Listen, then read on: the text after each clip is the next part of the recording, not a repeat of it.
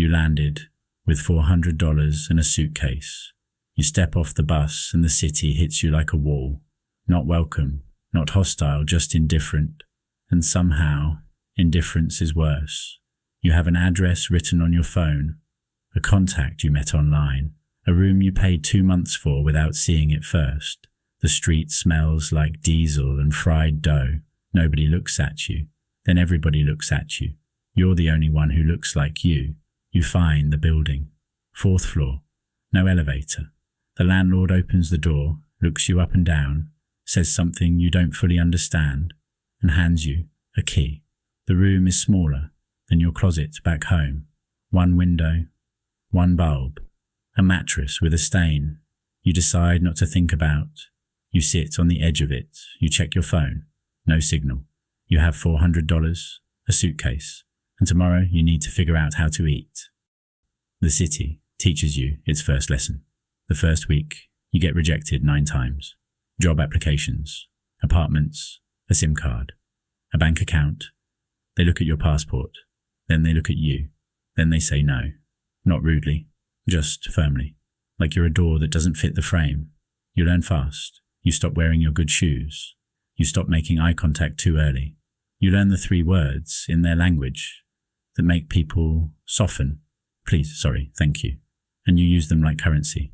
You find a job at a kitchen supply warehouse on the edge of the industrial district, 6 a.m. to 4 p.m. loading boxes. No contract. Cash at the end of the week. The supervisor is a man with a scar above his eyebrow. He calls you the foreigner in front of everyone. The others laugh. You laugh too. You need the money. You eat the same thing every day. Rice, canned tomatoes, an egg if you're careful with the budget. By the end of week 2, you have $220 saved. It feels like winning a war. You find your people, sort of. There's a cafe 2 blocks from your building, run by a woman from your region, not your country. Close enough. She doesn't smile when you walk in the first time, but she doesn't tell you to leave. You come back 3 days in a row. Same coffee, same corner seat.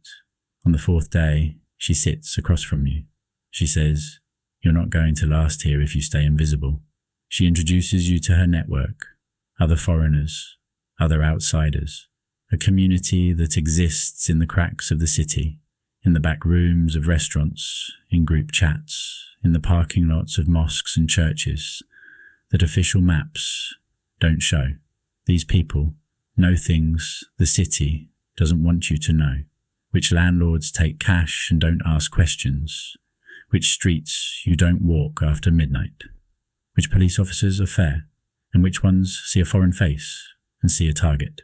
You absorb everything. This is your real orientation, and for the first time since you arrived, you feel something close to safe. The rules start to bend 3 months in. You know the city now, not the tourist version, the real one. You've moved to a better room, 2 roommates, both foreigners, one from the east, one from the south. You don't share a language, but you share a situation. That's enough. Your warehouse job isn't enough anymore. You start doing favors, small things at first, translating documents for people who can't afford a lawyer, delivering packages on your off days. No questions asked, payment in cash. Don't look inside. You tell yourself it's nothing. You tell yourself everyone does this. The man who gives you the packages is named Tariq. You've never seen where he lives. You've never asked.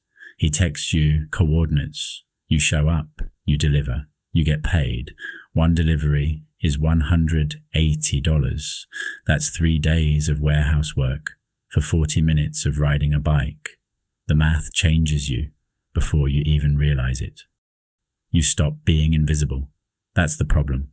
6 months in, you have a phone plan, a savings account, a real bed, a routine. You've learned enough of the language to have an argument and win it. People in the neighborhood know your name now. Some of them still don't like you, but they know you. That's different.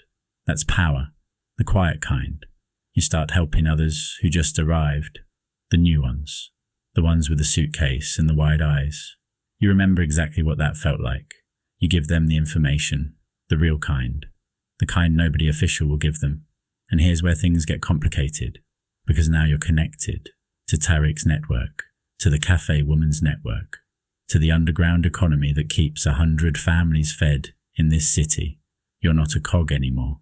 You're a hub, and hubs get noticed. Someone is watching you, don't see it happen. You feel it first. A car parked outside your building 2 days in a row. The same one.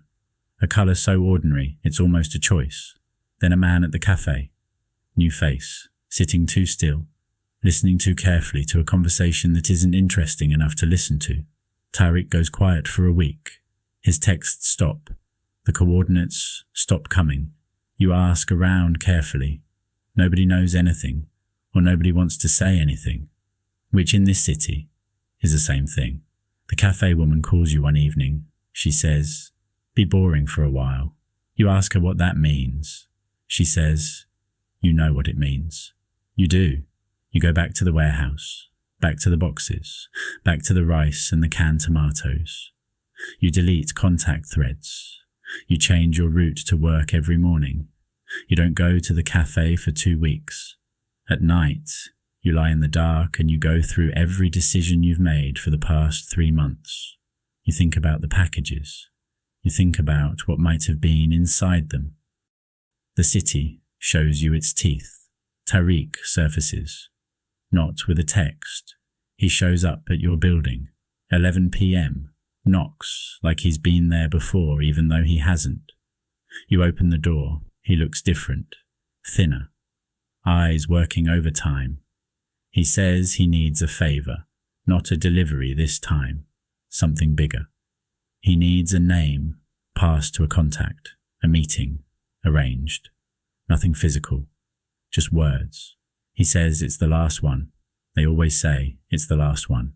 You think about the $3,400 in your savings account. You think about how long that took. You think about what this one favor would add. You think about the car outside. You tell him you need a day to think about it. He says you have until morning. You close the door. You sit on the floor, not the bed, the floor, and you stare at the wall, and you understand something cold and clear.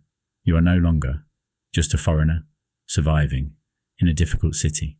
You're a foreigner who knows things, and in this city, that is a completely different kind of dangerous.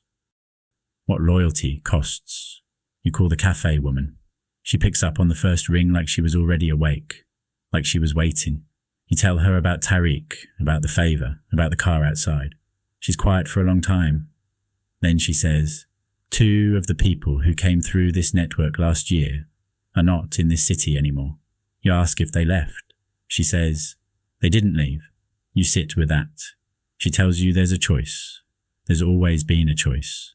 You can do the favor and stay embedded, or you can do nothing, stay very quiet, and slowly extract yourself over the next few months.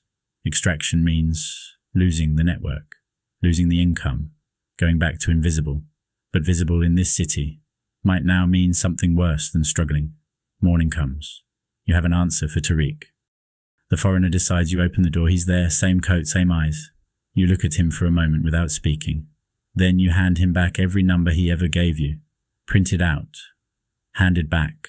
You tell him you're done. You say it calmly. You say it in his language, not yours. He stares at you. He doesn't threaten you. He doesn't have to. The silence is the threat. He takes the papers. He turns. He walks down the stairs. You close the door and lock it. And then you sit down and think about everything you have to rebuild. Again, from a different kind of zero. The savings account is still there. The room is still there. The warehouse is still there. But the network is gone. The protection is gone. The extra income is gone. You are once again just a foreigner, alone, in a city that doesn't want you. Except now you know the city. You know its bones. You know its cracks. You know which doors open for people who know where to knock. You also know something the city doesn't realize you know. You've survived it before. 1 year in 12 months since the bus, since the $400, you have a new job, nothing glamorous, but legitimate.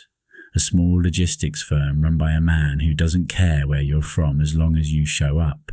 You still walk past that cafe. Sometimes you go in. The woman gives you coffee and doesn't charge you. You don't ask why. Some things in this city you've stopped needing. Explained. You've watched 3 new foreigners arrive in the past 6 months. Suitcase. Wide eyes. Sitting at that same corner table.